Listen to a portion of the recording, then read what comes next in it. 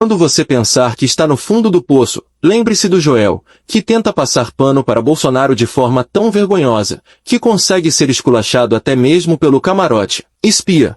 Ô Joel, quero te ouvir também sobre a defesa do ex-presidente Bolsonaro, com o que nós ouvimos hoje, porque você sempre bate num ponto que, para você, me corrija se eu estiver errado, tá?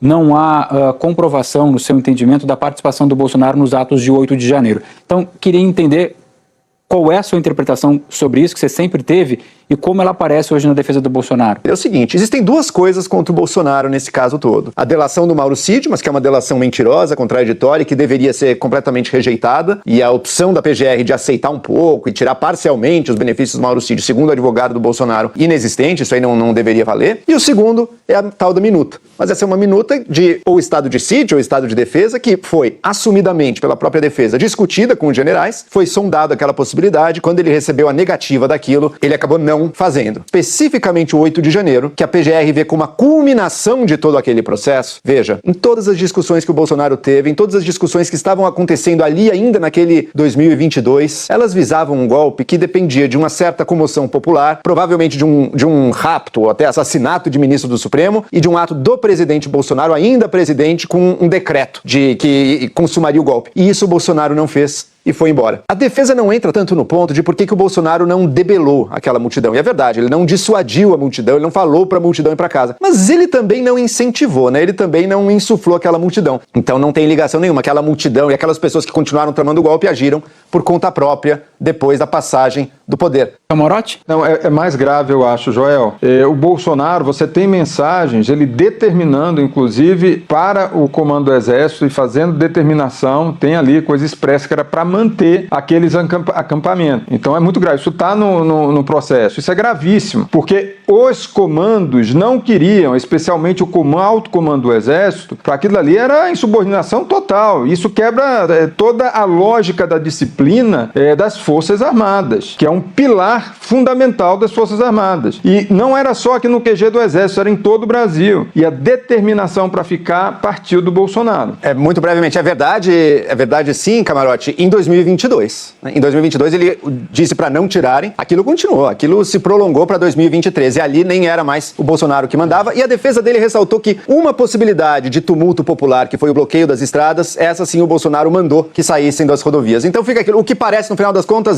Bolsonaro não queria se queimar completamente insuflando aquilo, mas ele queria ver no que ia dar. Mas ali, e nisso possivelmente já está incriminado. Ali eu acompanhei bem, Joel. O fato do Bolsonaro, no primeiro momento ele fica em silêncio na segunda-feira após a eleição. A paralisia já estava chegando tudo. Vem Ciro Nogueira e outros ministros e falam, presidente, ou você manda desbloquear rapidamente, ou é seu governo que vai estar ameaçado. Isso vai para sua conta, porque isso daí vai estar, e são relatos que aconteceu naquela ocasião, ou isso vai no colo do produtor agrícola que votou no senhor, vai no colo do industrial que votou no senhor, ou seja, é seu eleitorado que está sendo prejudicado. E aí é que Bolsonaro dá o comando para as pessoas saírem. Mas no primeiro momento, ele chegou a namorar com o caos. Ele olhou, ele ficou em silêncio, mas acabou pedindo os motivos, assim como por que ele não assinou o decreto? Provavelmente por medo, de que não ia dar certo, enfim. Porque não teve apoio do Exército. Os motivos dele a gente pode discutir, mas ele de fato pediu para os caminhoneiros desbloquearem as estradas, isso é verdade. Todas essas discussões sobre culpa, né, a gente está sempre tendo que voltar ao mesmo ponto. Quer dizer, será que certas ações de cada um dos participantes configurou já uma tentativa, ou era uma cogitação, ou era um ato preparatório, ou era já uma tentativa mediante violência? A discussão se dá muito nisso, né? E as defesas estão dizendo, não, o pior que o meu cliente fez foi aqui, no máximo seria um ato preparatório, que nem punível é. Mas pela nossa lei, a lei de defesa do Estado Democrático de Direito fez a opção consciente de dizer, não, vai ser punida a tentativa mediante violência e grave ameaça. E ao não punir, ela jogou toda a discussão nisso. O quanto é tentativo, quanto é preparação, é uma discussão quase metafísica, muitas vezes, mas que é a nossa legislação que, a meu ver, não foi estrito o bastante e acabou abrindo esse espaço. Mas o Procurador-Geral da República, Joel, ele cita episódios extremamente violentos. Sim. Eu me lembro do terror, volta a falar A Noite do aqui. Fogo, sim. Poucas pessoas...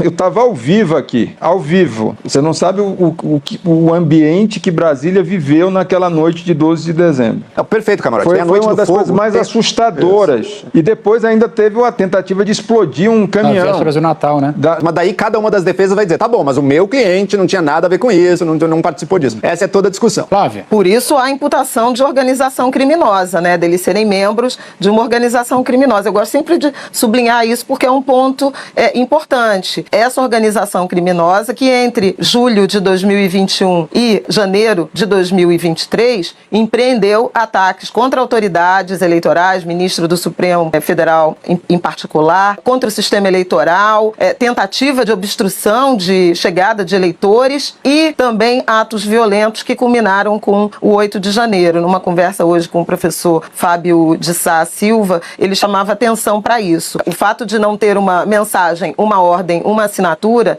não diminui a culpa ou a responsabilidade de um líder de organização criminosa, e me parece que essa imputação feita pelo Procurador-Geral da República se relaciona a esse conjunto de atos, de acontecimentos, de reuniões, de mobilização que Bolsonaro empreendeu ao longo aí, sobretudo do período que antecedeu as eleições até a posse, até o início do ano de 2023.